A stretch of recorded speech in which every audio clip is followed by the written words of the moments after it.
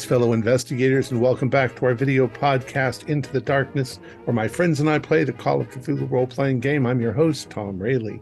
The campaign is Horror on the Orient Express. It's available from Chaosium. I am the Keeper of Arcane Lore, and this is episode 57. Our recap will be given by Morgan Llewellyn as his character, Dr. Gabriel Neruda. So, without any further delays, let's continue our journey into the darkness. Morgan? Thank you, Tom. Taken from the research notes of Dr. Gabriel Neruda, February 2nd, 1923.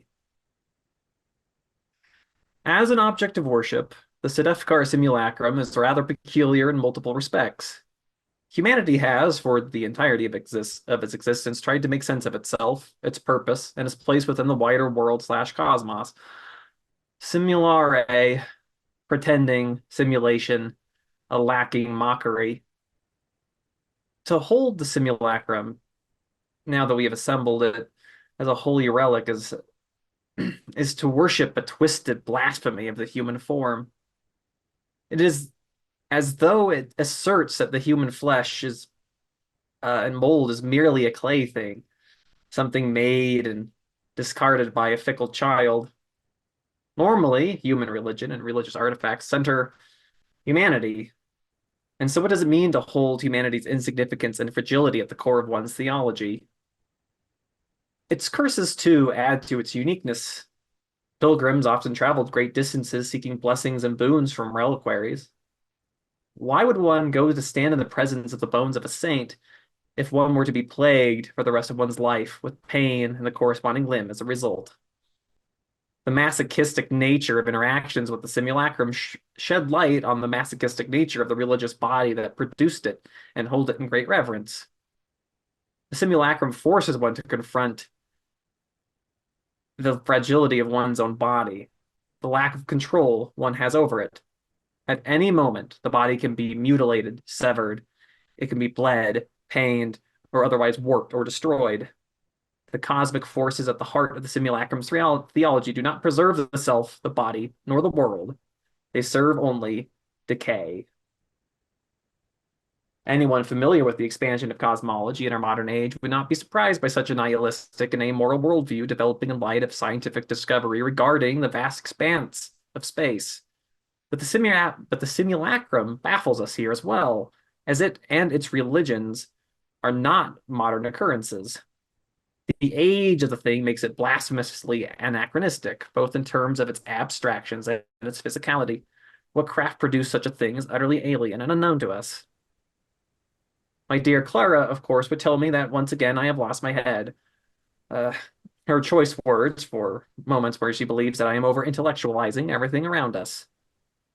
She may have been better suited for all this, kept a clearer head, found the best solutions rather than my bumbling and damnable attempts to keep trying to study. But she is safe from all this on the other side of the world. When we went up into the hills, it was as we expected. Everything was still and dead. Whatever it was that the magician saw through his stolen eye had indeed wiped out all the members of the Brotherhood of the Skin, smashing their weapons and bodies long before we set foot near the growing wolf's bane. Lost my head. Funny. In those caves was evidence of many before me who had lost their heads. Atop the skulls and severed heads sat the missing piece of the infernal simulacrum. Roland took the head, and I fear what the long-term effects that particular malignity will bring him.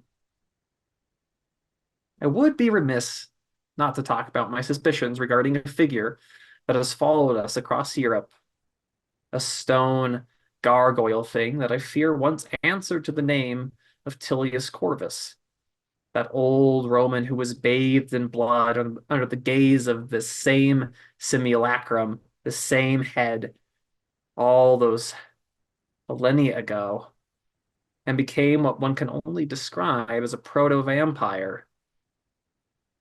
His spawn greeted us. Several of the policemen didn't make it. Though this would not be the first time that Corvus has helped us, though, in his own way. The removal of our foes.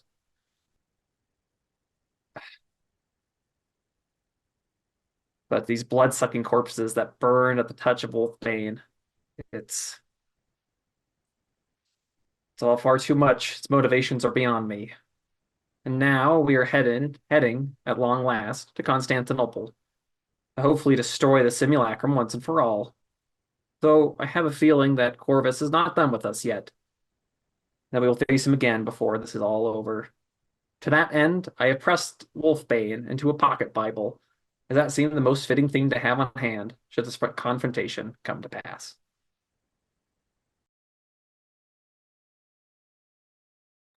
All right.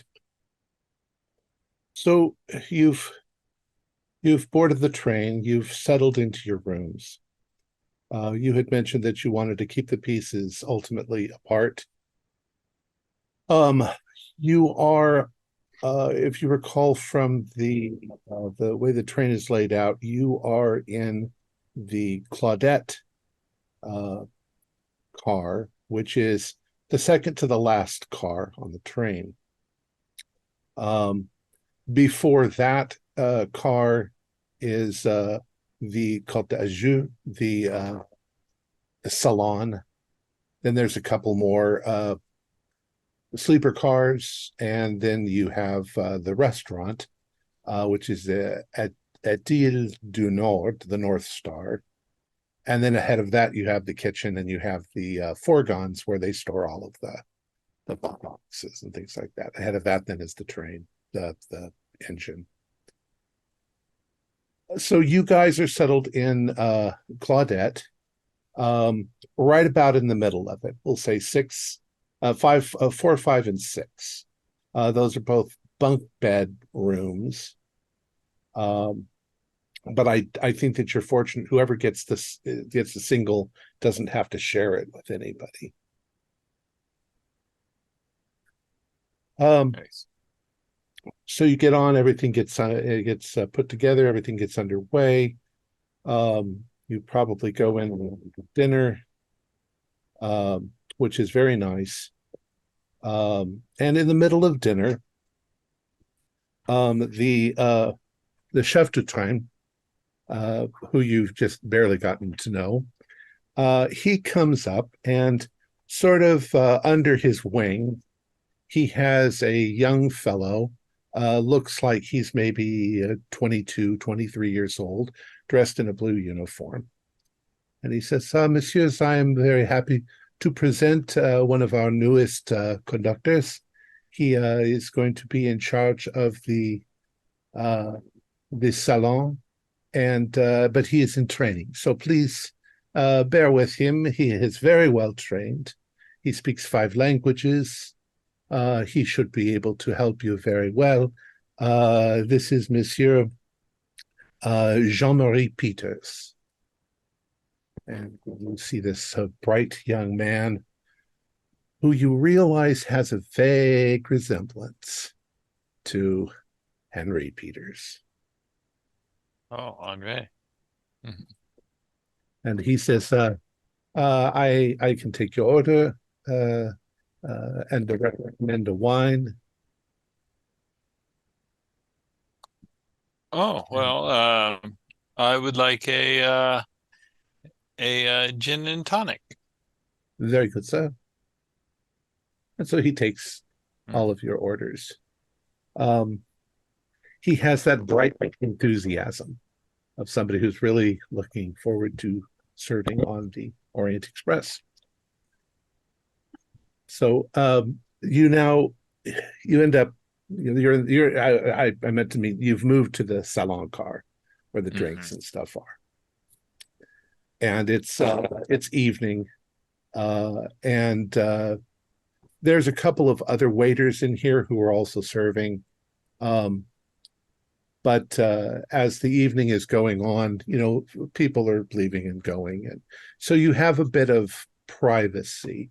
The bartender is still there, and Jean-Marie is the last one still serving as long as there are people in the car. Mhm. But Of other course than that, you guys are pretty much on your own. You can discuss what you're going to do. we will, of course, have to be subtle bringing up the subject of young Jean-Marie's family in the train industry. Before we do that, however, Tom, we are having some mic issues with you. Will you check connection? Yeah, hold on. Let me redo it.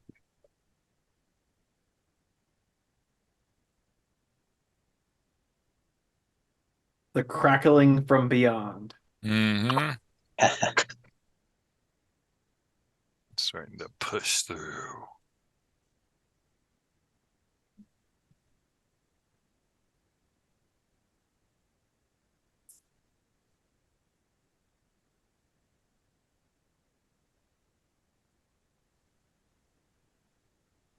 How's that sound? A lot better. Better? Yeah. Yeah. All right, cool. So, All right, so what would you guys like to do? if the scrolls, they are kept in the museum there. Is that correct, what the coded message said, gentlemen? Yeah. Right. So we have it in its entirety. Yeah. And you have one of the scrolls. And we Yes. have Already. one of the scrolls.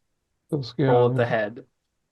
Yeah, we have scroll of the head, but there's supposed to be a scroll for the other portions. Right. And yes, Maya told us that those are in the museum. Yeah. But it is a matter of not only obtaining the scrolls, but don't we have to take it to I guess the scrolls will tell us what to do with it. Yeah. I mean, hopefully.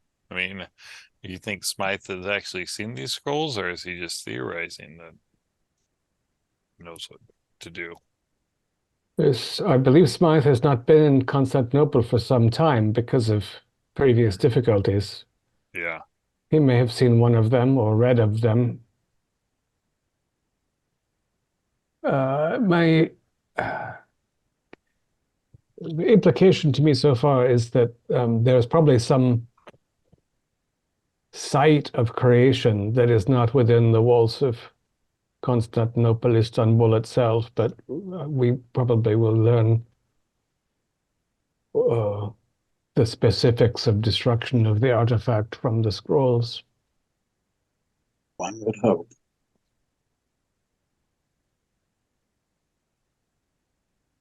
Yeah. Wonder if those islands they they went to back the previous people in the 1890s. I wonder if that would be the place. They seem to have drawn them there. I mean, there's the island that they visited, but there was also the monastic structure where they encountered the Brotherhood of the Skin. Yeah. In the kind of the enemy of my enemy situation.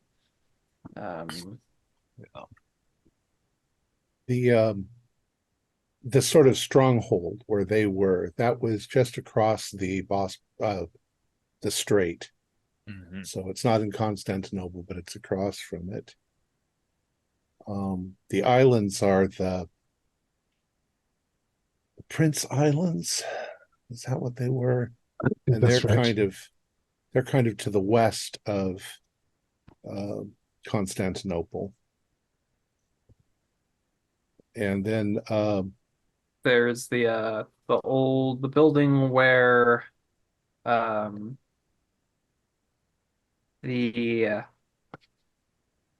Sedefkar himself was during the Fourth Crusade. the Red Tower. Oh, yes. Yeah. You should be able to figure out where that is too.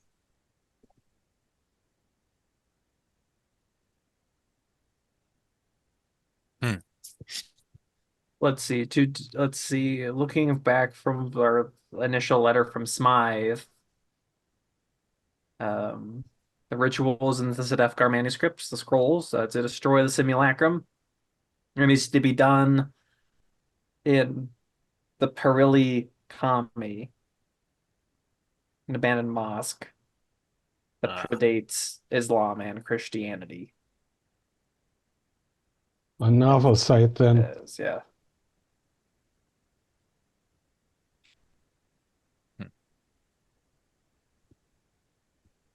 From my notes back on the very January 6th, all those weeks ago. A few weeks ago. Mm-hmm. So we need to get these scrolls first, which could be the hard part. I don't know how well the museums in Constantinople are watched. If our journeys throughout Europe so far have not been the hard part, Gunter, I am gravely concerned. You guys have also noted along the way that because of some of your academic backgrounds, access to things in museums and libraries is a little easier. Yeah. As long as you present yourself in that manner. Right. The best foot forward, which is not always the most obvious. Given that we want to have unlimited access to 5 scrolls, I'm tempted to attempt larceny rather than tip our hand by asking politely. But of course, that is a higher risk venture. Yeah, but I think the odds that the scrolls are watched by our foes is quite high. No, I don't believe that there's a scroll for each piece of the simulacrum. What makes you think that? Oh, I thought there was. Yeah, I thought there There's was. scroll of the head, scroll of the body, scroll of the right hand, scroll of the left hand. Is there a scroll for each of the legs or just a scroll of the legs? Or does the body count? Yeah. Yeah, I forgot. Yeah, I do think you are correct there, Gabriel, that there was just a roll the leg. Yeah, so 4 or 5. It's a lot to ask for. It's a great deal of cooperation, and I fear also time, as we are always being dogged by increasingly armed militants. That There's also the matter of the issue we had with the scroll of the head, which is that none of us have the linguistic skill necessary to read them. Yeah. If larceny is the first step, the second step is finding a discrete translator. Yeah. For the old Turkish. Potentially multiple languages. We don't know for certain. Well, if the scrolls are there, then that would indicate our adversaries are not quite yet aware of their location. So otherwise, they would have them then. Well, so I don't know how much our adversaries care about the scrolls. Well, if they've been passing down their foul magical rites through religious line, like a priesthood. Yeah. Well, they might care. They might care about the scrolls if they realize that their artifact's demise is buried within them. They'd want to protect the artifact. And what better way to protect it than to destroy all knowledge of how to eliminate it? Well, we saw how much the one guy cared about the scroll he was willing to murder. The thing I would disagree with you, Theodore. You say that if the the means for unmaking the simulacrum were in the scrolls, they would definitely destroy them. However, these scrolls probably contain all sorts of rites beyond that, making them the value to their religious practice far outweighs the. Oh, if that's the case, then if it has knowledge beyond just the destruction, then yeah. Well, I remember the scroll of the head spent a great deal of time talking about some pretty horrific Oh, rituals. Yeah, it was an awful read. Yeah, they might want the scrolls not for the information of destruction, but for information of even more infamous rites that have been forgotten by the various splinters of the Brotherhood over time. So then that would indicate then that it would be important for them for other reasons also to acquire those scrolls. So as you mentioned earlier, Dr. Kerr's, time is perhaps of the essence here. Not only because they bring heavier ordnance against us each time we meet, but because the longer we are in possession of these objects, the more thoroughly they will likely debilitate us. Yes, we are Yes. about to plunge directly into the heart of their operations,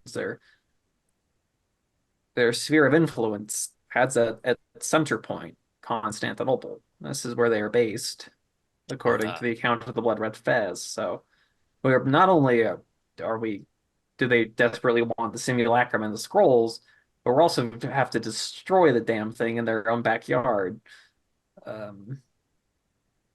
Maybe the first thing we do in Constantinople is all get ourselves a nice, fresh, bright red fez so we don't stand out quite so much. That might be a good idea. Ah, yes. Yeah. Remember, the scrolls might have how to use the simulacrum. I mean, surely the people in the past didn't just figure it out without writing it down. Yeah, I don't believe that using it is a wise idea. Oh, I didn't. No. I mean, I've grown fond.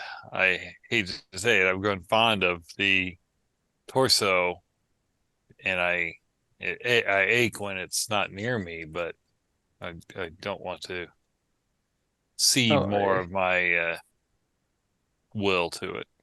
I fear it makes you ache all the time, regardless of whether or not you're near it. I know my right leg has not been the same since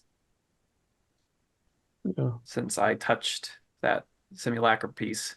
Hopefully the scrolls will also help us cleanse ourselves of these symptoms, the corruption that is a result of interacting with the thing.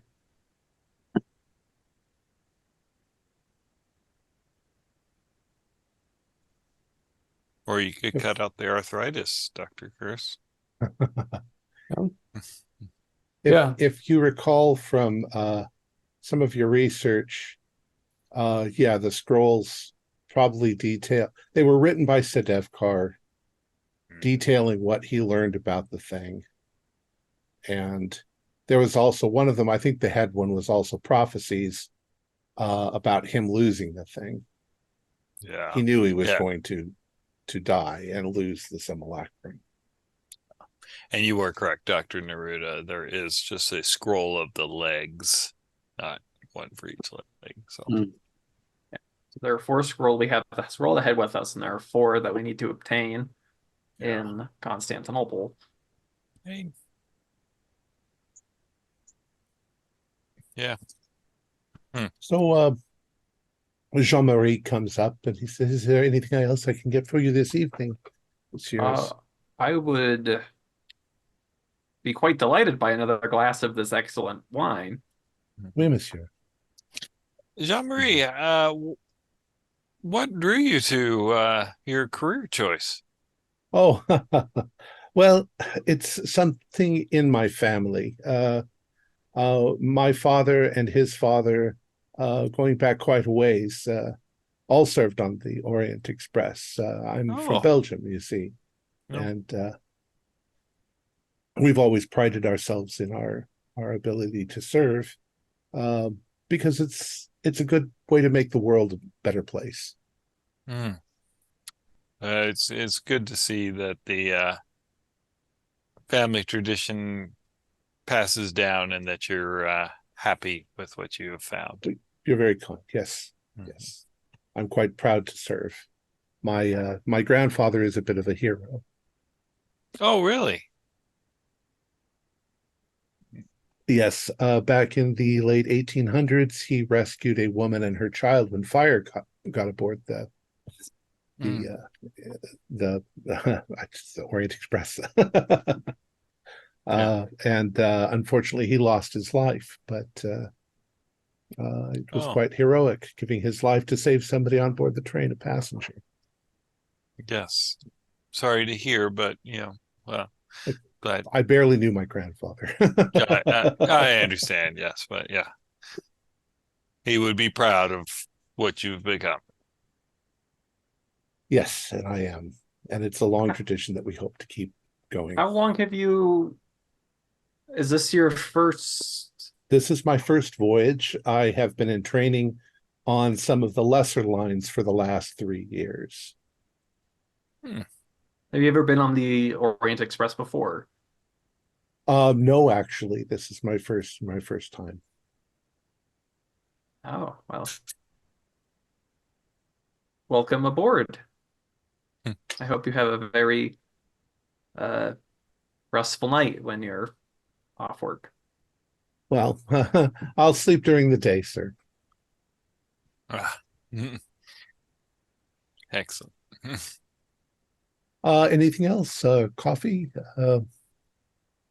You seem to be in a detailed conversation. You don't sound like you want to go to bed immediately, but what can I do for you? Coffee might agitate me. Just a refill and don't skimp on the limes. Okay, something sweet, dessert, confection. Yeah, a dessert would be nice. Whatever you think is the best dessert. Bring you something. Jean-Marie, remind me when we arrive in Constantinople, the local time. Yes, sir. We arrive. I forget when we left. We left in the afternoon, right? Yeah. We were up all night and then, got it, I think, and left. We arrive, well, it's night, almost 20 hours. So we're going to arrive in Constantinople at 11:24 a.m. tomorrow. Beautiful. Convenient. And as part of your training, do you recommend a hotel in Constantinople?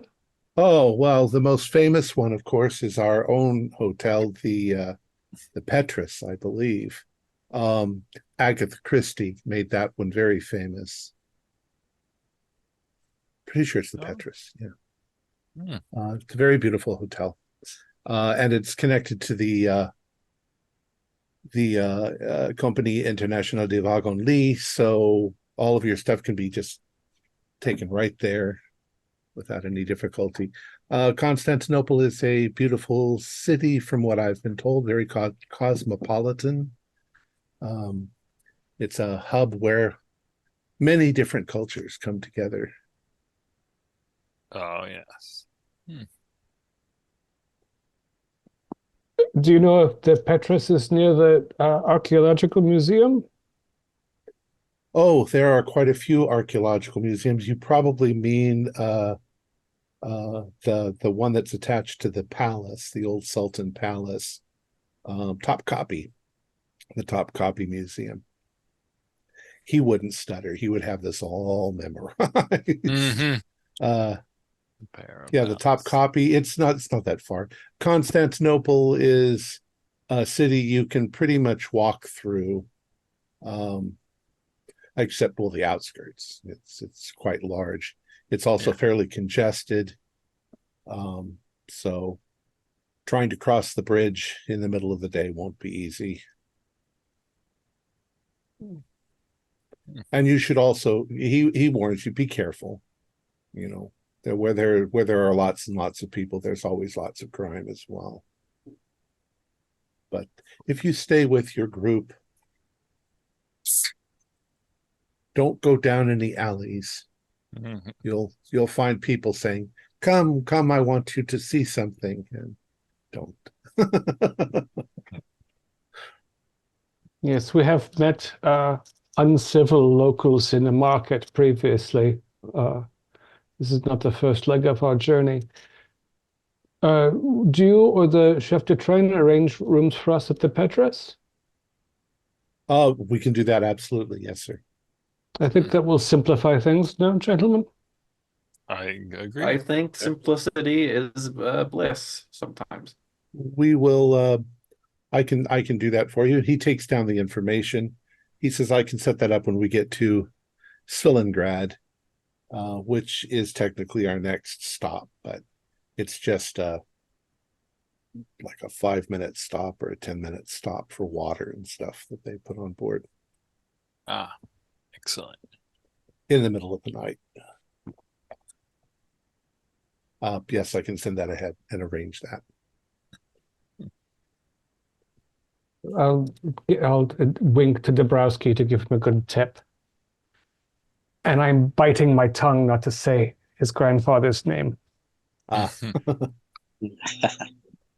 He says, very good, gentlemen. Anything else? Let me go get that dessert for you. Oh, thank you. And a Turkish coffee to boot. Of course, Turkish coffee. Yes, good. Okay, so now you are technically all alone in the salon for a few moments.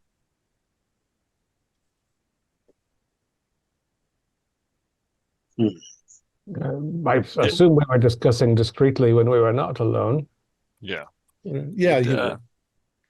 Did Smythe let us know where to meet him? Was he supposed to be there? I know he's trying to get there. Well, I thought he was very concerned about going into the city. Yeah. But we also learned he was taking a different northern route to the east. Mm-hmm. I don't recall when or where he hoped to coincide, but he was traveling independently. I don't think he ever said anything. Yeah. Like that. Okay. They're trying to be very careful about giving away any locations. If we encounter Smythe in Constantinople, well, I think it would be best to check for seams behind the ears. Mm-hmm. Yeah, well put. Everybody do spot hiddens.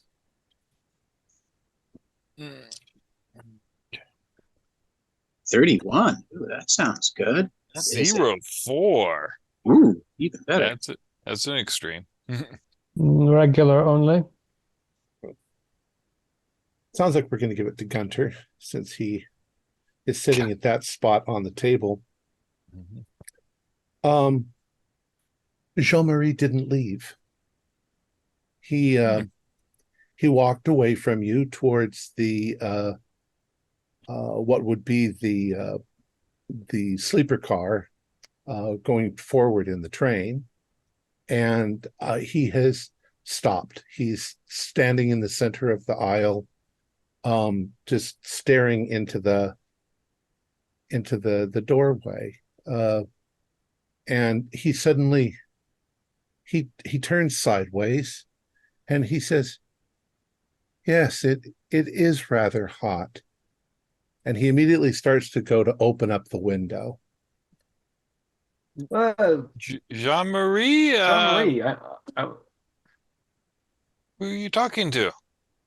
Oh, he doesn't respond. He's moving almost as if he's being physically controlled by something. Thursby, tackle him. Yeah, I agree with him that it is so hot in here. I'd love some fresh air, but it doesn't seem right. So I'll, if I can, just do my best to stop him. Okay. Give me a it's gonna be an opposed roll. We'll do luck. Luck, okay. Why Oh, did we send in Thursby? No. oh, okay. Well, I do have set 68 points of luck currently, but I rolled a 72, so Okay. that would So not success. you get up out of your chair. You're moving towards him as he reaches and he unlatches the window and he lifts it up. And just a moment. Suddenly, there's people in the house. We'll give us time to arm ourselves as best we can. Oh yeah. Well, I need that gush of icy cold air in here. So yeah. I thought you were going to go help him open. indeed, he opens the window, and there's a blast of cold air that hits you, Theodore. Feels so refreshing. But as he does that, an arm from outside the train reaches in. It's a cold gray-looking claw-like hand, and it grabs him by the clothes, and it's going to attempt to pull him out the window. Mm-mm. You can give it a shake. you can try to grab a hold of. I'm there. I was trying to stop him, so I should be close. So I'm going to go for interdiction. Go for brawl, and the rest of you. What are you doing now that you're seeing this? Yeah, I want to help in the efforts to stop this kid from being killed. So come on, that's a fail too. Okay. 62 out of 45. Gabriel, you said you were going to jump up. You're trying to get there. Yeah. You can do a luck roll. Anybody else? Yeah. I mean, you can't really all do it without stumbling over each other. 22 is success on luck. Okay. It would be a hard success if that was a thing for luck, but I'm going to say that almost effortlessly, this claw lifts Jean-Marie off the ground and starts pulling him quickly towards the window, and you grab a hold of his ankle. And Jean-Marie is not struggling at all. It's almost as if he's limp. Does the struggle mean that the hand is entirely outside the wagon, or is it in the window? Yeah, we'll say it's in the window still, that he hasn't pulled. It doesn't even look like he's going to dip Jean-Marie down to get him through the window. He's just going to pull him back, breaking through. I will attempt to use the Mimsahis to sever this limb. Okay, so you're going to leap forward. Yeah. Go ahead and do a luck roll. I have less luck than Thursby, but my rolls are usually better. So yes, 38 for 48. Okay. I actually did pretty good too. As you Dr. Gabriel, you're pulling Gunter, what were you doing? I mean, everyone else is kind of running at it. If there was something I could throw at the arm, I would do that, like a dinner knife or fork or something. Okay. We'll say you're going to throw a dinner knife. Okay. Go ahead and throw the dinner knife. You hit poor Roland. I will spend 1 point of luck to make that a success. Okay. Your knife actually hits the arm dead center and just chinks off like it was hitting stone. Damn. But after a moment, before Roland can sort of climb over the booth to get to it, Dr. Neruda is pulling on it. The thing just sort of throws the kid down and pulls back out the window. It takes Jean-Marie a couple of seconds to realize that something has happened. He's going to probably think he passed out, because how is he on the floor and he doesn't remember anything? Yeah. But that's for the moment. I mean, right now, something was outside that window. Do we take sanity checks by any chance, or are we just Sure. kind of used to this by Yeah. now? No, you won't lose much. Weird crap, please. I passed. I passed also. Okay. If you pass, just take 1. If you fail, take 2.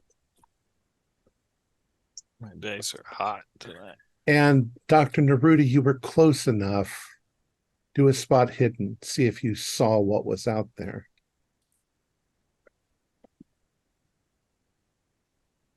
So the thing about 98, Tom, is that what you saw out that window were 2 glowing red eyes. You couldn't see what they were really attached to, and you did see them suddenly.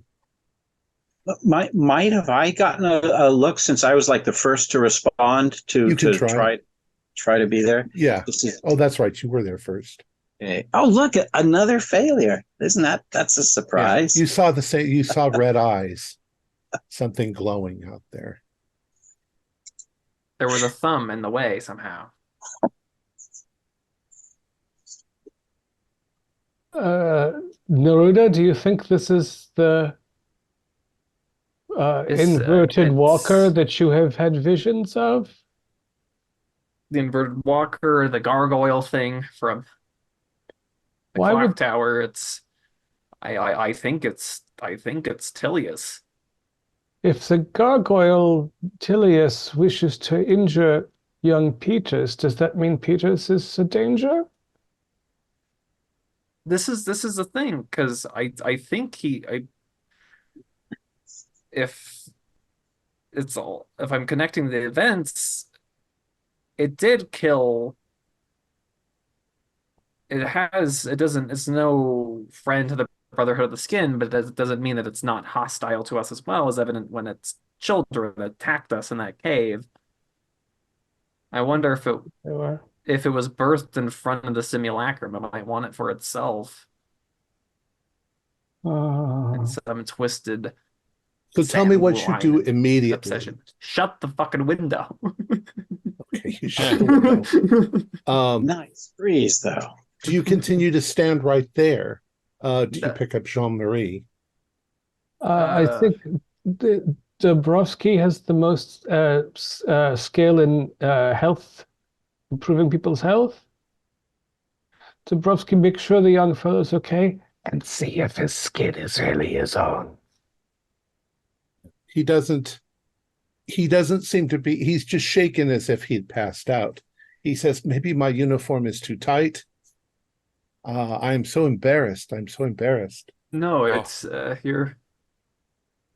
okay. It's okay. Nerves can get the better of anyone. I remember the first time I tried to teach a class. Dr. Dabrowski, do a power roll.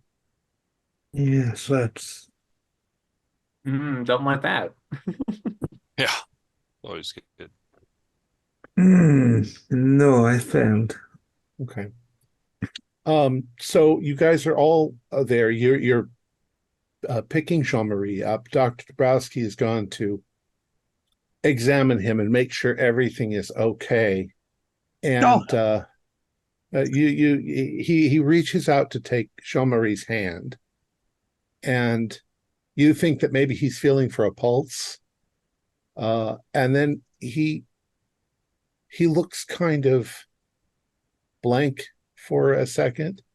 And then Dorian says, yes, it is hot in here. Let me go open the window. And he starts to turn to open the same window. Tackle him! Oh, right there. I'll try to stop him. And those of you who are standing right there, you can all do spot hiddens as well. There we go. Hey, look, I finally passed. I pass as well. 36 is a regular success. Yeah, the red eyes are back. There's something right outside the window. You can see a bit of glare on it. Dr. Neruda, you think that it might be your gargoyle thing. Yeah. And it's at that particular moment, it was sort of doing this towards Dr. Neruda. Towards Dorian. As Dorian was walking towards the window. I had that wolfsbane that I pressed from the outside the cave Mhm. into a little pocket Bible. So I want to take that out of my pocket and like press it up against the window. Okay. When you do that, the hand sort of pulls back, and for a moment you can see the red eyes and a mouth with substantial canine fangs. Um, and whatever it is moves up onto the roof of the train car, and you can hear it skittering across the top of the train car. It's now going to the other end of the train, of the salon that you guys are in. Now, You're not welcome here. yeah. Was it hanging on so it could keep up, or was it like, It was I hanging onto the don't. train, okay, all obviously. right, yeah. Yeah. If it was flying. Yeah. So for some reason it doesn't seem like it can bash its way in. It needs to control somebody to open No, to this invite it is in. Theodore. Yeah, Have you ever read Bram Stoker? Oh, are you suggesting it would be something it needs to be invited in? I think the things that attacked us in that cave, Yeah. I think, are this thing's progeny, and I can't help but view this thing as a vampire.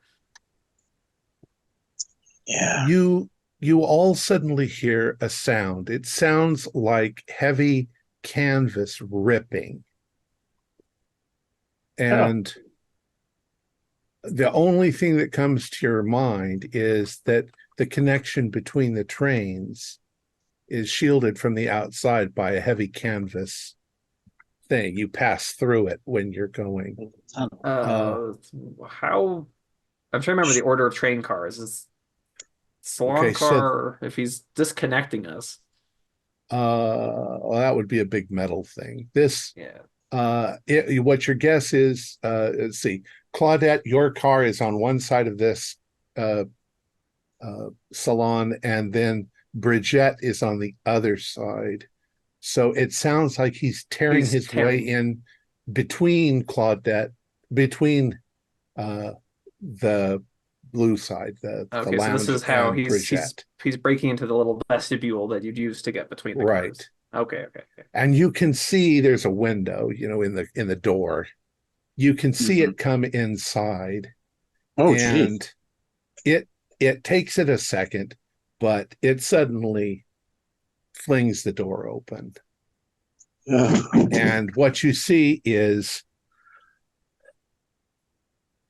what looks like an extremely emaciated, gray-skinned sort of man. He's dressed in uh it looks like he dressed himself with things that he found, but there's also the remnants of very old, torn clothing. Maybe even like a little bit of a flash of blue silk in there somewhere. His face is almost a caricature. You can see why you thought gargoyle, because it's very sunken in. You can see all the bone ridges and everything. And he almost doesn't have lips. His lips are very thin and pulled back, and you can see all of the gum line going across and these big fangs. And he steps into the room and glares at you with his red eyes. And he's like, now I wish to reclaim that which is mine. It's not yours, Tilius, and it never It was. is mine, and I will take it back now that you have found all of the pieces for me. Mon image. I want it back now. And he starts to move towards you very menacingly with very long claws and sharp. He says, and I cannot allow you to live now that you know the truth. Okay, well, I think Roland, you're muted. Naruto, do you want to put a little wolfsbane in the cannon before he fires? I'm not entirely sure that's gonna work. Well, I think. Do you have the that particular heart-shaped gem on you, Roland? Always in its cloth. He has enough hate already, you know? He is going to leap forward and make a Oh. move. Okay, I will. Are you going to fire? If he tries to close, I will put it around it. Yeah. Figuring it won't do much, but it might push. He looks like kind of a rabid animal at this point, the way he looks at you. Yeah. You fire? Yes. Okay, go ahead. Roll for shooting him or for firing. Ordinarily, I would not. You're also in a very enclosed space, and it's not that far. Yeah. So it's close up. Okay, 35. 35 is exactly half. So that is a hard. So I will say that when you fire, your bullet hits him maybe right here. There's definitely sort of a puff of dust, from it hitting his clothes, and he recoils like this, but he doesn't go down. And it singes or burns some of the cloth away. And as you're looking at him within a couple of seconds, you can see that hole just close right back up again. All righty. Well, we have established that that's not going to work. He's going to leap forward at you. Do you want to try to dodge, or he's very fast, preternaturally fast? Oh yeah, sure. Going for Thursby. Yeah, I will attempt to dodge and do a Captain Kirk barrel roll in the direction of. Well, you're in a pretty tight spot. Yeah. Ooh! Oh, there's a nice. That's a hard dot. 23 on dot. Okay. You don't quite dodge, but he doesn't latch onto you. He gets mostly your clothes as he yanks you towards him, but you're not getting hit. What are the rest of you going to do? I want to, as he's grabbing Thursby, I want to start pressing my book with the wolfsbane in it. Okay. Yeah. Go ahead and go for just a brawl. Dr. Ruland, you can be next. Oh no, an 85. That's nowhere close. Okay. You know what? Oh, do a luck roll as well. Sounds good. 94. Oh, okay. So as you push that against him, the book, he does react to it, but his reaction is like a quick flick of his arm. He knocks the book out of your hands and across the room. And he looks at you like he is going to get you by the throat. Dr. Kurz, what do you do? So I had the Nimsahis ready before, yeah. But now I pull out also the amethyst heart in its cloth because I fear its touch. And yes, that's very one. And I press it, I aim it, I press it toward him. Okay.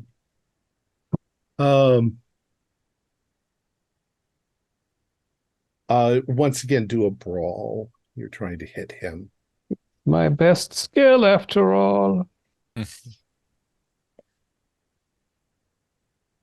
Okay, I can make a regular with only 3 points of luck. Okay, that's fine. Yeah, regular. Yeah, he's busy with two others, so he got a 99. You press that gem up against his skin, and the gem lights up. It suddenly is giving off quite a flash of red light, and when it does, the place where you touched him bursts into flame. And his reaction to that is he lets go of all of you. He leaps back into the car, away from you, and sort of does this. And he just gets this look like, I am going to fucking kill you. and smashes through a window and goes out. You're suddenly alone again. I scramble for my book back. Okay. I grab the tatters of my vest and put them back on. I'll have to get a tailor on board to fix this. Dirty, rotten.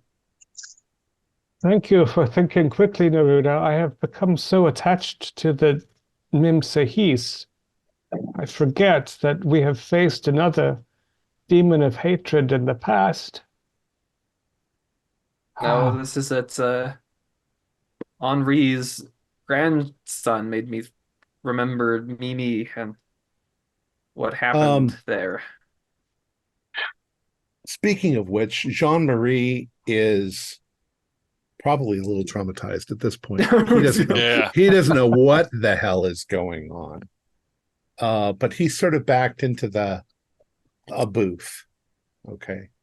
If you guys are sort of being protective. And he's like, Mon Dieu, what is this? Hard to explain. Suffice it to say that we have read of the exploits of your grandfather Henri, and it was more than a fire that he faced those many years ago. Perhaps you should bring something you can share with us after you call attendance, of course, for the window and the awning and whatnot.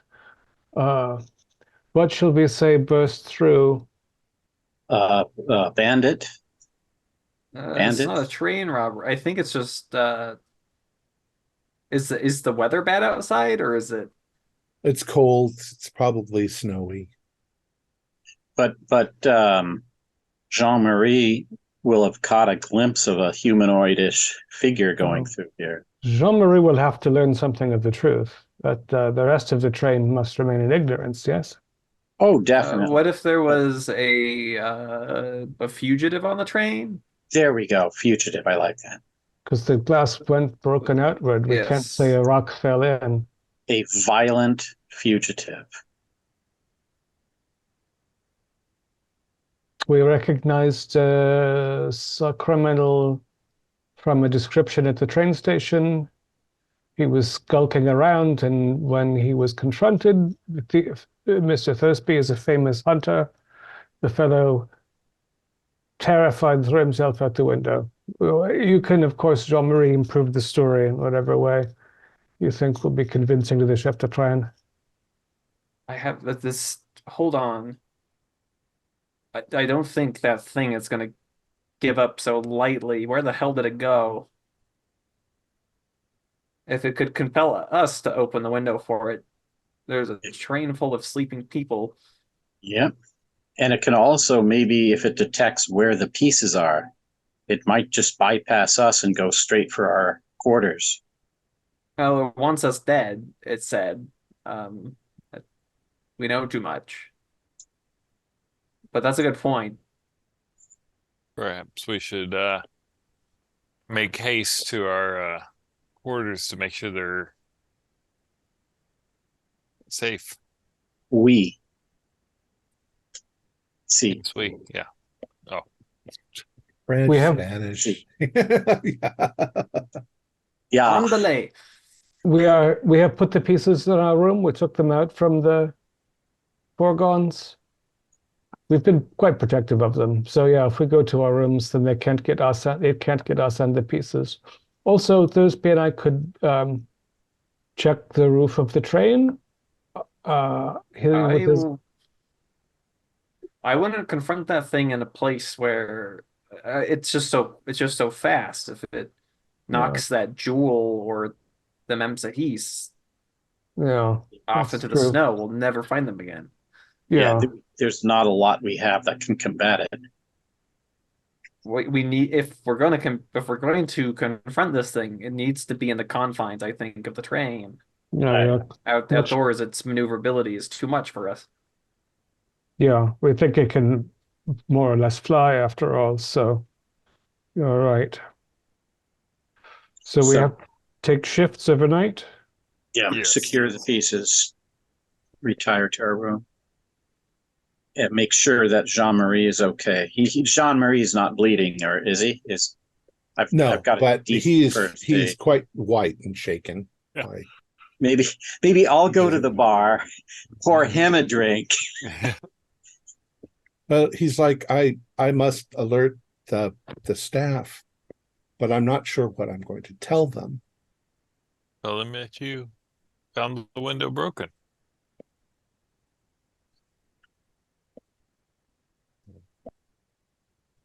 He's kind of dazed. He doesn't quite know. What are you immediately doing? I Obviously, think your stuff is in your rooms, and yep, I'm that's immediately where we're headed that going. way. And I want to see if this kid follows us. His report can wait, because if we go this way and he goes that way, I'm worried about his survival. if you guys want him to stay with you at this point, he's compliant. Okay. He's going to stay do with what us you- for now. All right. So you're going to go back to your rooms? You've got 3 rooms. Mhm. Yes. Connecting doors at all? Let me check. We've got there adjacent, right? You have, I said 4, 5, and 6. Yeah. 4 is by itself. 5 and 6 have an interconnecting restroom. So what if we move all So- the pieces into that interconnecting restroom? Yeah. There we go. We'll make that our Alamo. Yeah, and since Bloch, we gave him the single room because he sleeps with the torso and privacy, but he can stay in the connecting bathroom with the torso, and then the other 4 of us can stay in our bunks, and we will set up a watch. I don't think it knew where on the train we were. I don't know why I think that. I don't know. I would disagree with that, Roland. If my dream you mentioned as the thing I saw in my dreams, and it came right into our rooms. Yeah. So we make haste. I watched myself sleep through its eyes. Okay, so you leave the salon and you go right into Claudette. It's literally the next car. You get to 4, 5, and 6. You're going to move everything out of 4. Yes. Yeah. All right. 5 and 6 has the adjoining. They have the adjoining bathrooms, so they're connected. Yeah. Okay. Although I'm not going to play this into it, but I think they're designed so that when you open up one door, the other one's locked, so that you can't accidentally walk on somebody. Well, that was part of the restroom. That was part of the appeal for me of bringing it in there. We only have, if we bring them into the interconnecting bathroom, we have one room to watch. Okay. Yeah, And there's you're gonna no bring way all the that pieces- starts busting that other door down. Yeah, there's no way that creature with amazing strength could bust one of those doors But down. it's not going to bust through it immediately. That's They're the thing. made of pine. They're probably made of oak, but yeah. All right, so we're going to say you're in 5 and 6, and you're taking all the pieces and putting them in the restroom. Okay. Considerately spaced, though, not touching. All right. So we'll say, what are you going to do once you're inside there? You've now, and you've got Jean Marie with you. Are you a praying man, Jean-Marie? Oh, oui, monsieur. Catholic? He'll pray. Yeah, he's Catholic. Okay, so he'll do the praying. Yeah, Neruda with the background in Catholicism. To try to calm Jean-Marie down, I'll start going through like the prayers. Yeah, whatever. Yeah. All right. So what are you going to do? Well, you tell me. How are you going to prevent that thing from getting in? Or are you? The fact that it can tear its way in between the cars and get inside, I don't know how in hell we would be able to prevent it. We Well, we could slow it. We might as well we could barricade the doors if there's anything like put a And bar through the latch or If anything, I don't know if we want to prevent it from getting in, but we should think of a way of preventing it from getting out. well, like trapping it in one of the rooms once it gets in. Because Roland We have a drove it weapon. off with the ruby, but it escaped outside. We need to somehow trap it to where it can't get away from that ruby. Yeah. Did the flame continue to burn before it threw itself out the window? Or was it a No, he kind of put it out when he did. Yeah. And you can do a spot hidden on that. We could somehow wrap him in it. Oh, that's a 0-5. I see whatever it is to see. nice. You saw his clothes burn. You saw his skin blister, but you didn't see his skin heal itself. Oh, not with that. Unlike the gunshot. Yeah. Right. Yeah, because the thing is powered by hatred and so is the jewel. It is not immune. Yeah, so maybe we take turns waiting with the pieces of the simulacrum in the washroom in between. And how are the windows opened? Are they like latch and lift up? The windows in all of the rooms have a lower latch that only opens up about that much. Looking for a way to kind of latch it to where it's hard for us to open it, also because he was able to Cloud men's minds. Yeah. If you had a bar or a piece of wood or something that you could push against the bottom of the window frame and lodge it up against the top, you wouldn't be able to lift it.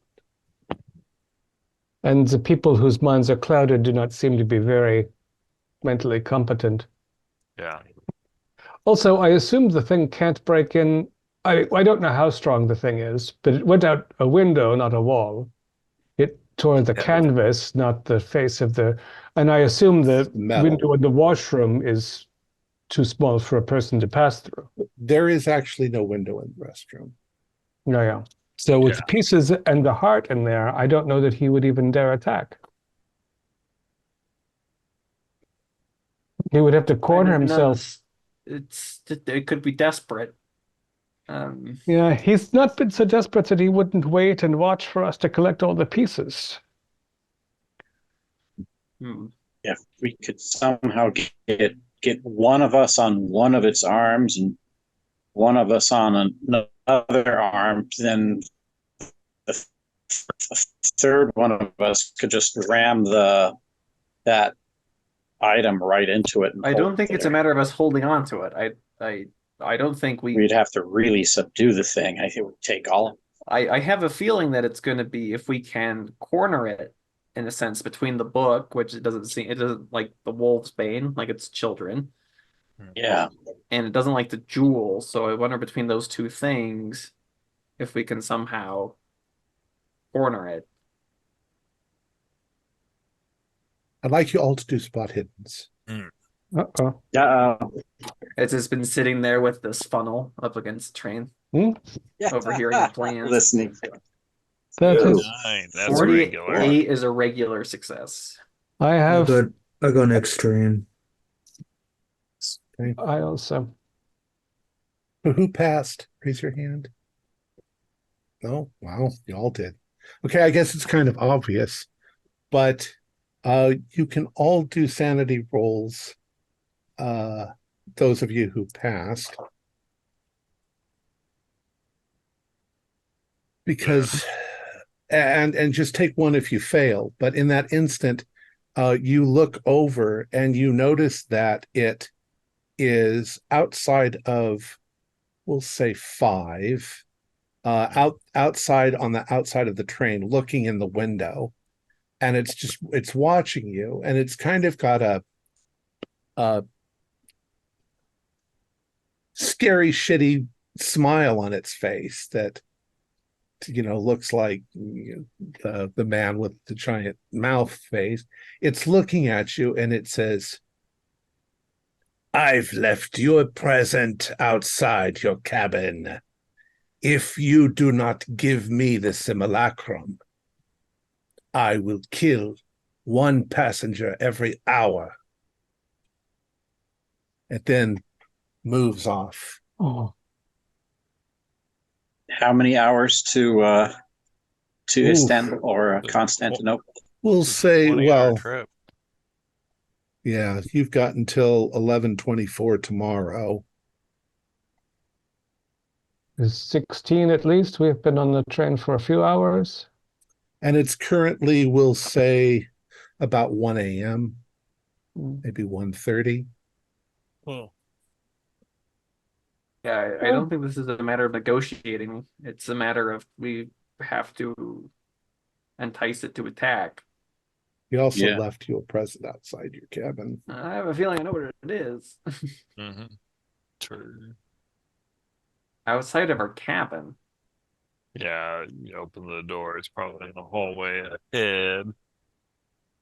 Well, the second he is there, and he mentions that, I'll go to the door because I don't think he can be at two places at one time. So, Okay. all right. So I'll open the door.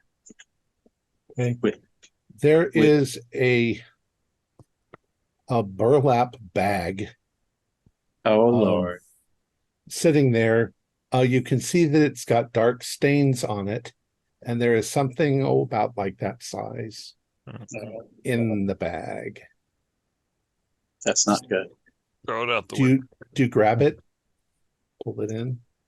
No, I don't want to pull it into is there anyone running around in the car outside? No, most people are asleep on the train right now. It's the middle of the night. Should throw it out. Throw it out. No, I don't pull it in our room. I don't want Okay. some dead body part in there. Can I just take a look in the bag real quickly? Sure. I'm guessing it's going to be dismembered some poor person. What are you thinking? You're thinking a dismembered. I have 20 francs on the chef de train's head. Yeah. Passenger or Theodore, you open up the bag and you look inside. Do a spot hidden for me. Spot hidden first that's a success. It's a standard success though. Okay. You look in, the lighting, the general decay, you know that it's a human head. But it takes you maybe a second glance to realize that it is the human head of Dr. Edison. Oh, geez. Dr. Edison. You can do a sanity roll. Oh my God. And I say that out loud, like, Dr. Edison, my God. Yes, you probably reeled back. Oh, geez, no. Oh, it's a fail. Wow. Do a 1d4. 24. Okay. Oops. Here we go. Ouch. 2. Okay. Yeah, despite your general strength, you reel back in horror and probably yell quite loudly. Yeah, oh, yeah. Good God. It's Dr. York. He somehow tracked him down because he's dead. What? And I just sort of tossed the bag into the farther away from the door and stumbled back into the door, closing it. You can all do sanity rolls once you hear that. Yeah. I owe you 20 francs, Thursby. Yeah. Fail. This is why gambling is wrong, Dr. No. 19 is a pass for sanity. So 1 point per pass. Just take 1 point, yeah. Oh, man. And for a fail? Take a couple points. Okay. what is this? Dr. Edison made it out free and clear to France. Like what? No, this thing It's been killed coming. Faccia, which is where we parted from afterwards. We parted from York, so Yeah. he was there. This thing was there that night. We had hoped to hear. York was wouldn't have been too difficult for it to follow. We had hoped to hear from York and Cavallaro, and we did not. But we assumed that they were merely in hiding in London. Instead, they died probably gruesomely, as they were no longer assisting on his quest to recover the simulacrum. So We need how do we convince it? We need some kind of I'm trying to think of the right word. Trojan horse isn't right, but we somehow need to convince it that we're giving it the pieces, I think. But in actuality, we're leading it to its demise. yeah, we want some sort of trap. But To it be like, shows so okay, much we'll more. give it to you. They're in this car. Come get it. Like, how do we get it to where we can attack it? I don't see how we can apply that stone, which causes him to burst into flames. Even when he touched it, it was a small area. So in order to kill him, we would have to apply that thing to him for we need to long. We need to prevent him from escaping. I don't think it's a matter of once that thing's touching him, I don't know what he can really do about it other than flee. Yeah, so if we get him in a room, see, I think it goes back to what I was saying earlier. We have to somehow subdue him, because otherwise, if he's in a small room and there's a rock, that stone, I mean, he still can just stand away from it. So we have to be somehow continually applying it to him. Well, he doesn't like the stone and he doesn't like the wolf's bane. Yeah. And he can't migrate through hard materials, but he's also better informed, much longer lived than we are. Mm-hmm. I fear, Thursby, if you try to subdue it with your body, you're only going to get broken.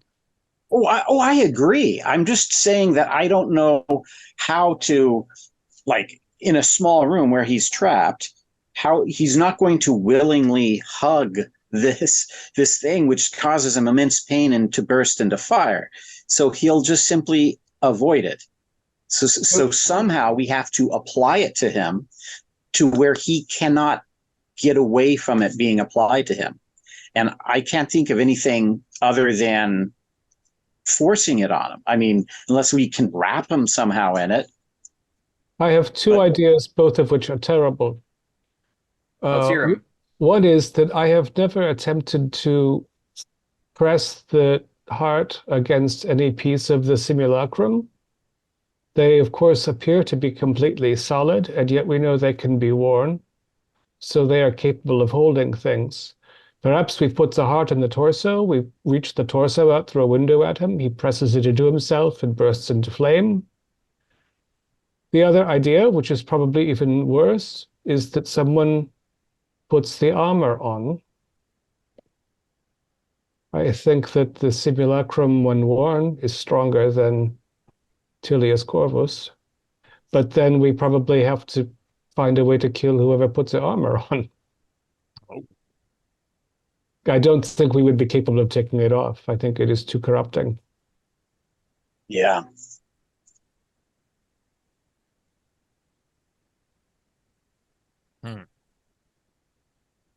Now, as a preliminary test, I can just see if I can press the heart against one of the arms and see if it just clicks and does nothing. And then we can eliminate that thesis. Can the knife, Dr. Kurz, that can cut through virtually anything, could cut, if we could cut a piece of him off and then incinerate that piece. Yeah. I'm just thinking, like, I know we would be injured, but we might be able, I don't know, it might be worth a shot I think it's going to boil down to we're going to have to be in very close proximity with it. I can't think of a way to get the creature and that stone to be intimately close together to a lethal capacities for long durations, enough for it to really work. What if this might sound, we're talking about terrible ideas. What if we just invited him inside? To what end? To ambush him? These rooms are very small. Yeah. We have a room where we've removed the pieces, and we tell him that it's in that bathroom, not the actual bathroom where it's in. Do we invite him to 4? If we get him into 4,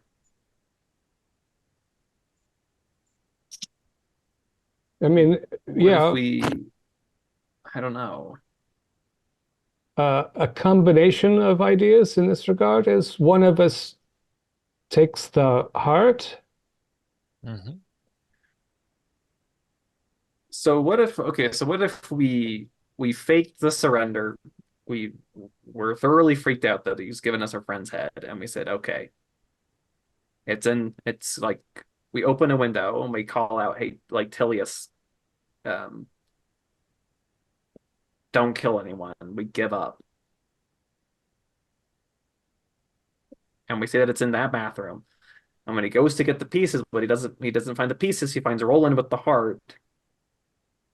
And me at the door behind him with the book.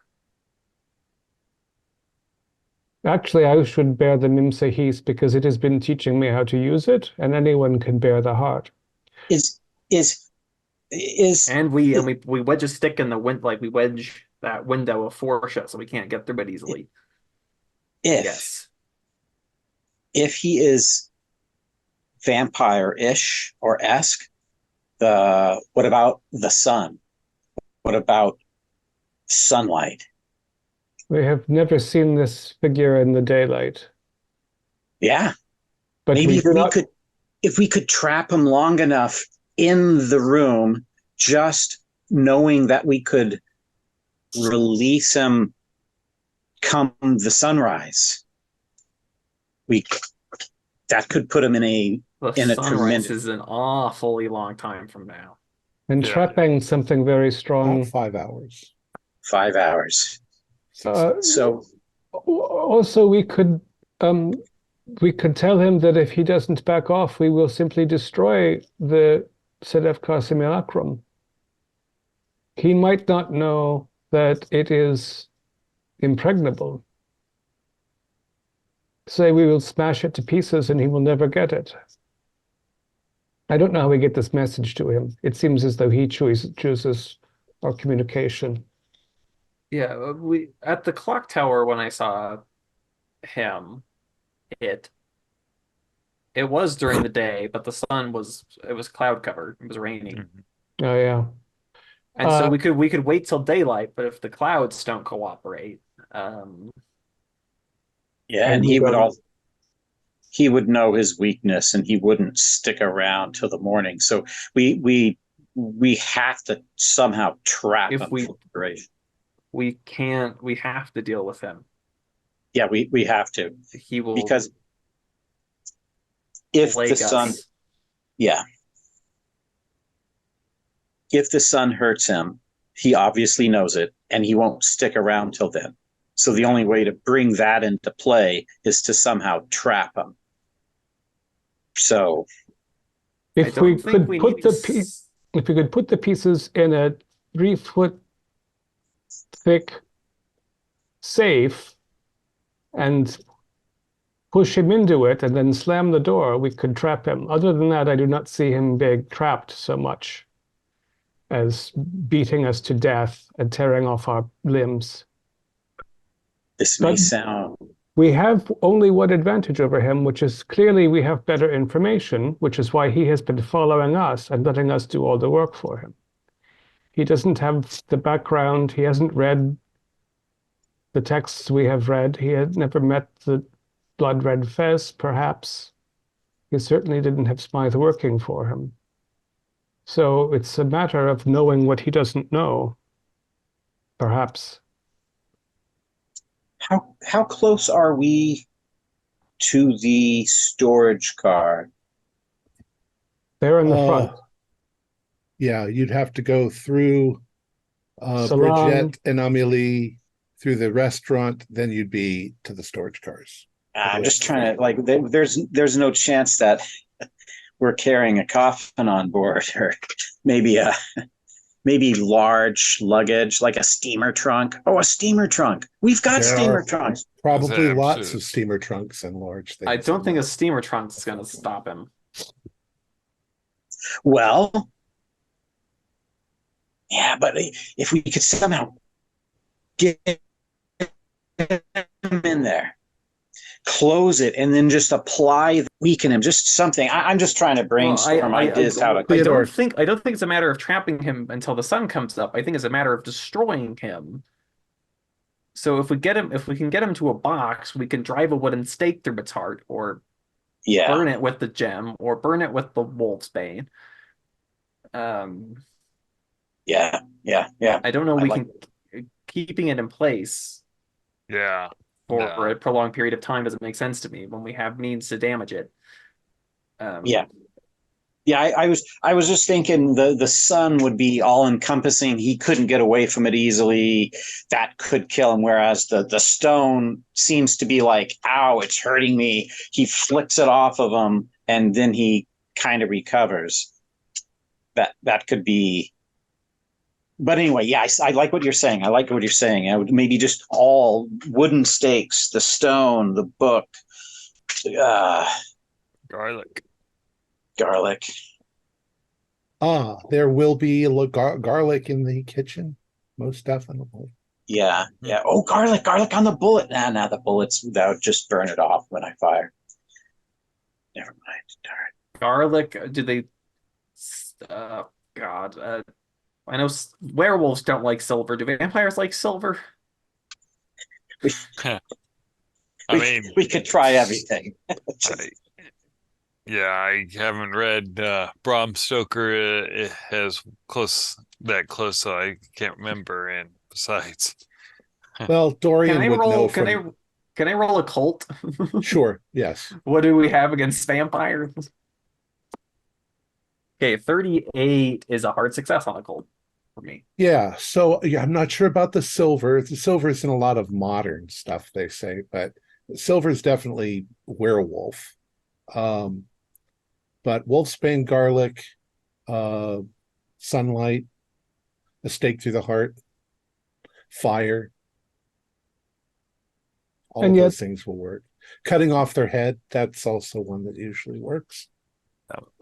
At the same time, and the Memsahis is good for that. Again, if we could even slow him.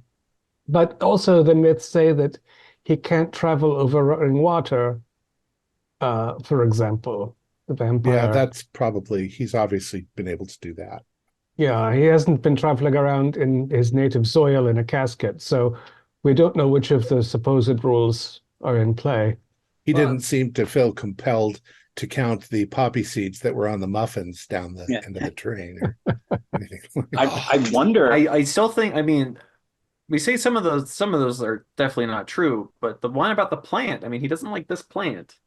Yeah. Mm-hmm. So garlic might still be okay. Yeah.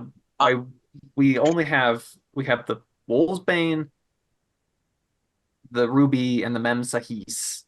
If we could somehow fashion, well, actually, somehow that's it would be very easy to take some of the wood that makes this train and make some wooden stakes for the other two, and some garlic.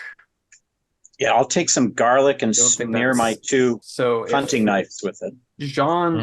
Jean-Marie, if there were like wooden boxes that have garlic in the kitchen, if you brought one of those, we could turn the box into stakes and use the garlic without damaging the train itself. You want me to go out there? I'll go with you. You don't have to go out there. I'll go with you as well. What are the chances of this vampire actually having its place of rest, maybe its soil or coffin or whatever, on board this train? I don't know if I mean, it's been following us. I think it would have a but very it's got to- difficult it- time buying a it's- ticket and therefore checking a bag. Yes. but it's got to deal with the sunlight, though. How's Dr. it dealing- Roland, idea roll. Unless it compels somebody to take the box. Yeah, on the train. you don't need to make the Yeah. roll now. We should check the storage car to Yeah. see. Okay. Yeah, Theodore, you're on Garlic. something. Garlic first Right. on my hunting knives, Mhm. and then we go hunting. Let's Yeah. go. Let's go We- do it. We pass through dining on the way to the foregone. Mhm. We stay together. We should not leave. Jean-Marie, who would be a very good Yeah, we- kidnap victim. We can't leave Jean-Marie, and we can't leave the pieces behind. Yeah, this is correct. So I stay in the You bathroom stay with of the ruby heart. to protect it. I Yeah. will lead them with the book.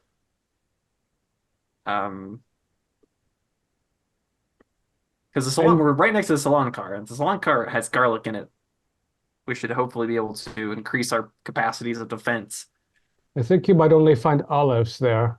I was You going might to have say, to wait in the kitchen. is there a drink that you put a clove of garlic in? I don't know. There should be, but I have not had this. I'm just going to Google cocktails with garlic. See if it's- Yeah. Oh We'll yeah, have to garlic You'll have to get the year that they were done. Oh yeah, That sounds January like a pretty of- harsh thing to be in a Oh, yeah. cocktail. Hey, 1923. baby. The The garlic death- gin cocktail. The Desperado Vampire Killer Martini. That's literally what I throw came them. up. That's really funny. Uh, Mhm. Yeah. No, it's too bad you're not Italians. Yeah. Ah, I got Like, garlic everywhere. impervious. Yeah. No offense. That's just, Yeah. I like garlic. I But yes, love- there definitely will be garlic in that. So there is the dining car with the kitchen. That's 2 cars down.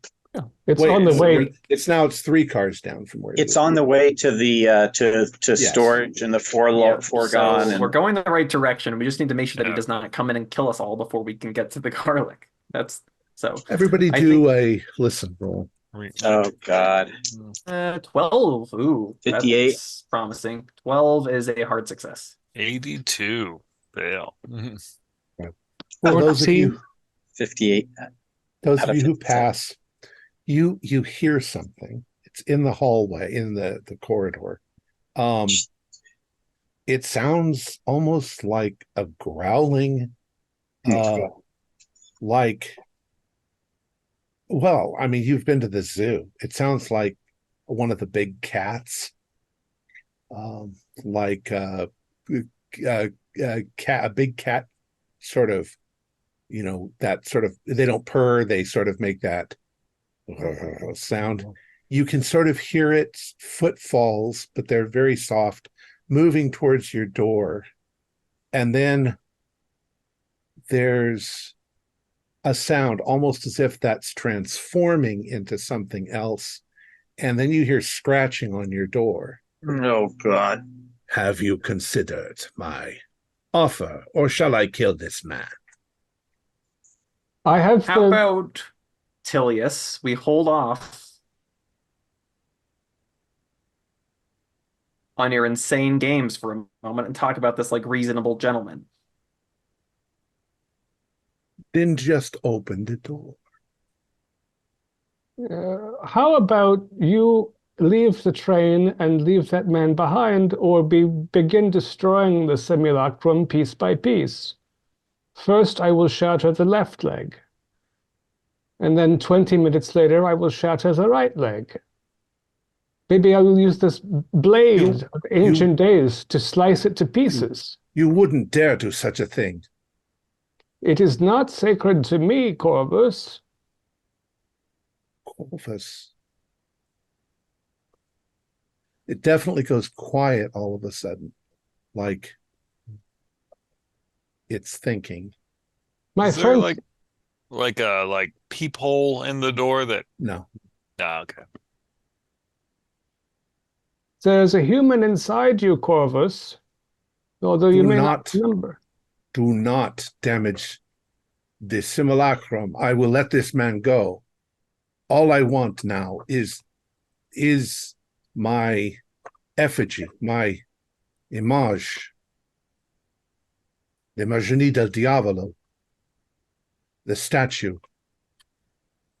We have not yet conjoined the statue. We will meet you in Constantinople. No, If you interfere further, I will begin destroying it piece by piece. I will wait no longer. Bring me the leg. Open the window. Right away. I have Make I a have little noise and stuff. Okay. If you said that, there is suddenly a scrambling sound outside the corridor, and you can hear something on the roof of the thing moving towards your windows. Again, this is where I think if we can get it inside, we can kill it. You have to invite it inside, and then we have to fight it. What else are we to do? Maybe we meet it at the window with the heart, and we singe it again. Yeah, we can keep it out with the book and the heart, and I can rush as fast as I can. What do we do kitchen. if it in anger starts butchering everybody else on this train? I feel like we got some fear out of it there. He clearly does not know that we do not know how to destroy it. Mm-hmm. But it's impatient. Dabrowski, does it have enough human psychology that you could understand it's the way it paused then? Who knows? Maybe Dorian, to a psychology. let's put that my usefulness to test. I will spend one luck to pass. Okay. You surmise that it may have not heard its name in 1700 years. As far as it's concerned, it's Janivar. But maybe by reminding it who it is, you might gain a little bit of distraction. It'll be confused. But you got to do that at the right moment. Don't waste that. At this point, it climbs down. It's upside down. It's coming up and over the top, and it's now hanging in your window, well, looking through your window, upside down. Do not destroy it. It is vital. So is this heart, Corvus? Press toward the window. It backs away from it. Now, what's interesting? What happened? You moved. Sorry, that was me. I'll put you back. And just mark the time. Sorry about that. You put it near the window, and the closer you get to the window, the more it sort of brightens up. The glass is between you and it. But you also notice that it's dark outside, and the darker it is near the heart, the brighter the heart shines. So he pulls back from the window, but he realizes you can't touch him with it because the window's there. And he's like, "What? What is that?" He says, "Keep it away." Anybody got an idea? Yes. I like that. I mean, it can't come in against this glow.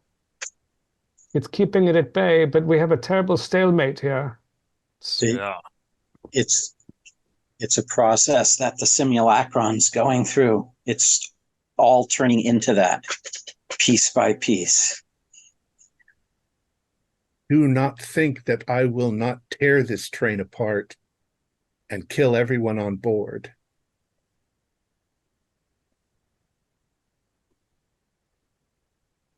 You have murdered our friends, threatened our lives, promised us our deaths. Why should we not take from you what you so desire?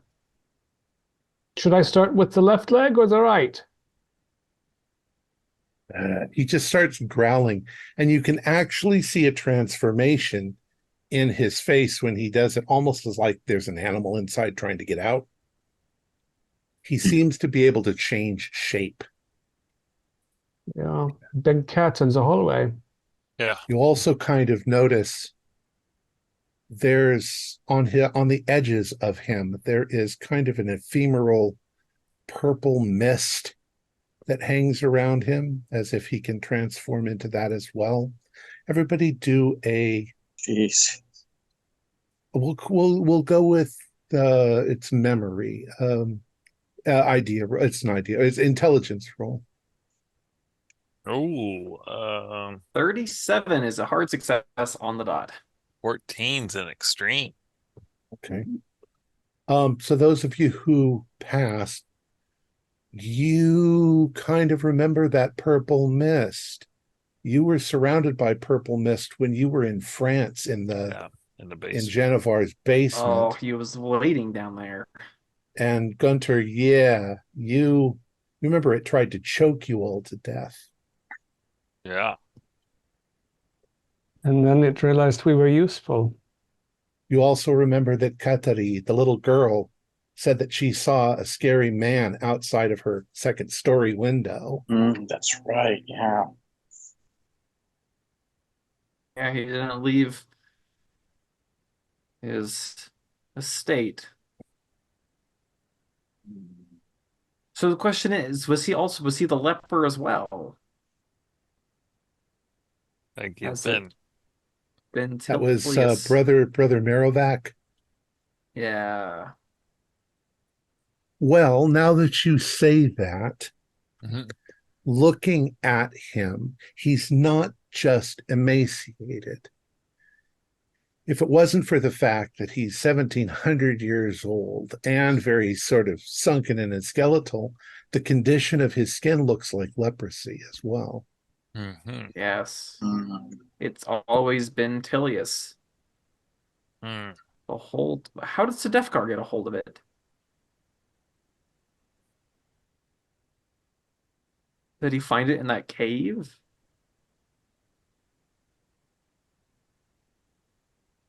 Merrivac worked awfully hard to get it from Sedefkar. Well, now we know it's Tilius worked awfully hard manipulating those knights to get it from Sedefkar.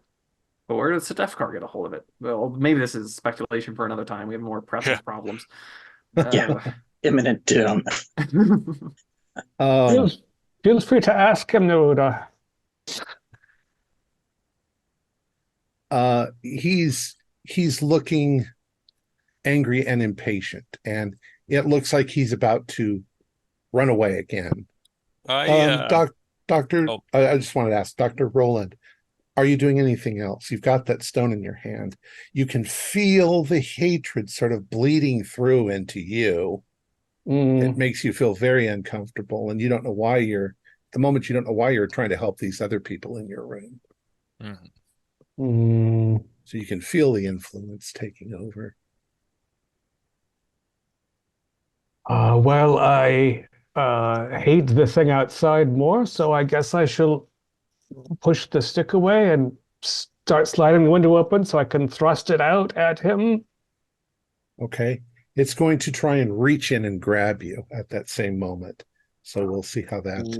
Oh, I'm gonna scheiße. swat him with the book. So I am attempting, I guess, a brawl? Yeah. Yeah, not so good, friends. 96. And he got a 16. So when you do that, he manages to grab your hand that the stone is in. Lunge With a shake, that will go flying out the window. out the window. Dr. Gabriel, you hit him with the book. Yep. But is the wolfbane actually touching him, or is it just in the book? You hit him with it, and he starts to jerk to sort of knock it out of your hand again. What are the rest of you doing really quick?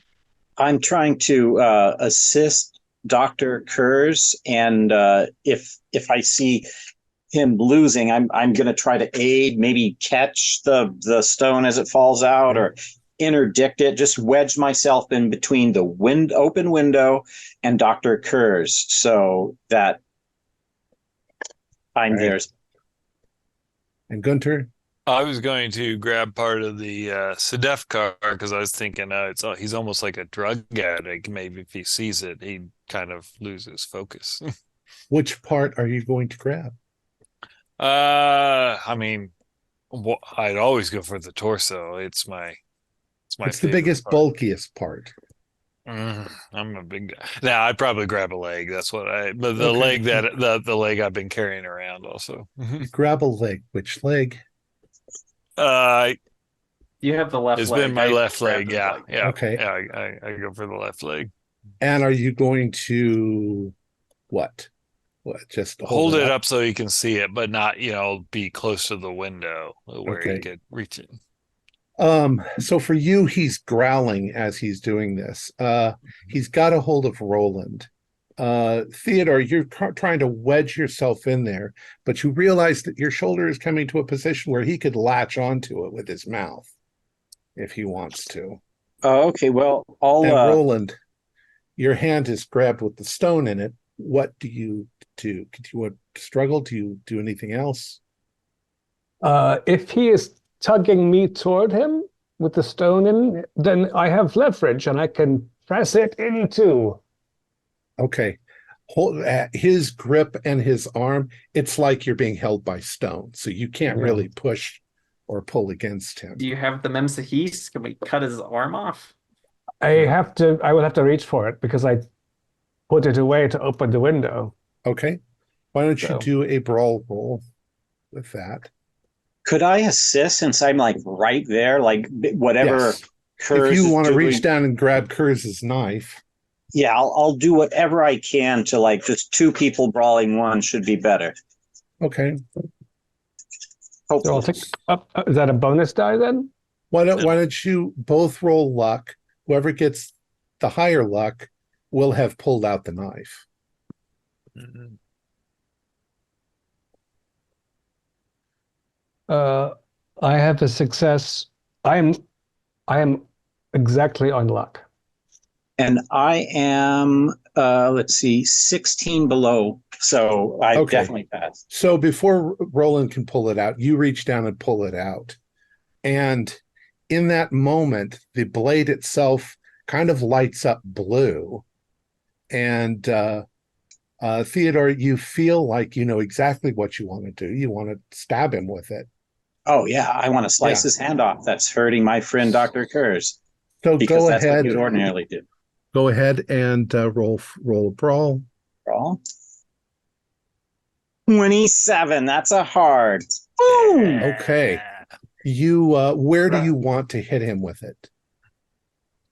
Oh, he's kind of half outside. Darn it. I need to spend 2 luck to make that. I'm sorry. That's too regular. So I need to do 2 to make it a hard to succeed. You don't need to make it a hard. Oh, okay. Okay. Where do you want to hit him? In the arm, the hand, I want to basically it's his hand that's messing with my buddy Dr. Kurz, so I want to slice his hand off. Okay. Cut that wrist. You bring the knife down onto his skin, and the blue edge of the blade turns kind of like orangey red, and you can feel it sort of slice right into his arm. At that same moment that it happens, he lets go of Roland. He's looking right at the knife and he screams in terror. You've cut almost completely through his arm as he pulls back outside, and you see that it's not healing. Yeah. And a look of absolute terror and hatred comes through his face. He has seen that knife before. He's seen people murdered with it, obviously back when he was Tilius. So he immediately dives out of view. You don't know where he goes. It almost looks like he falls off the train, but you doubt that. Yeah. Maybe we don't need a wooden stake after all. Yeah. And I see immediately to Dr. Kurtz's well-being and give him his knife back.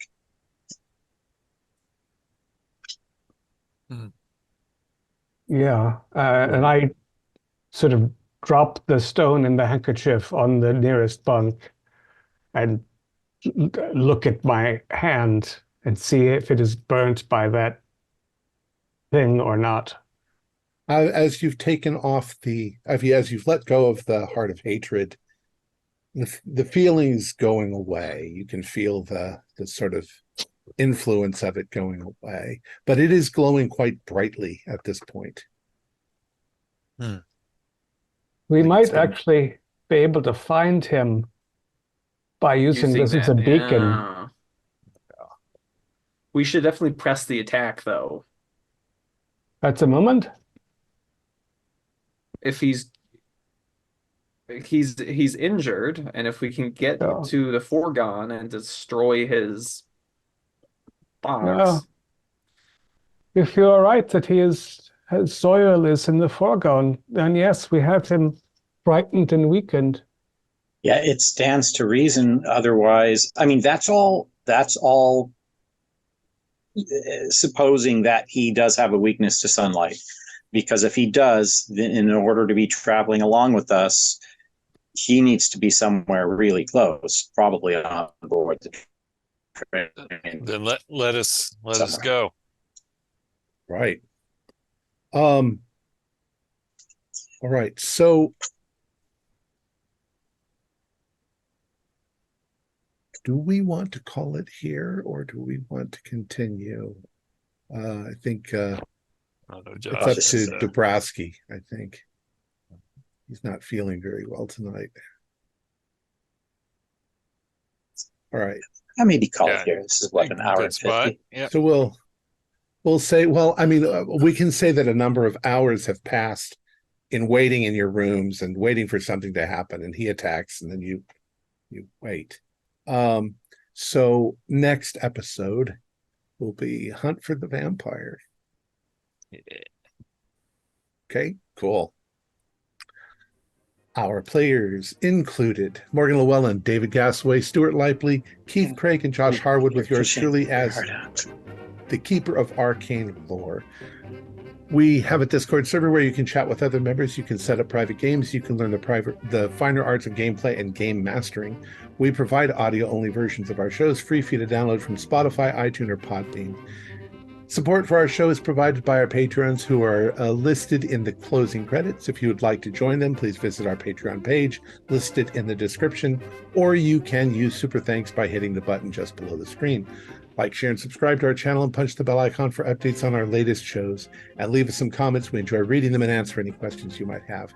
This is Tom Rayleigh, together with all the members of our gaming club, inviting you to journey with us once again into the darkness for another adventure into the universe of H.P. Lovecraft and the Call of Cthulhu role-playing game.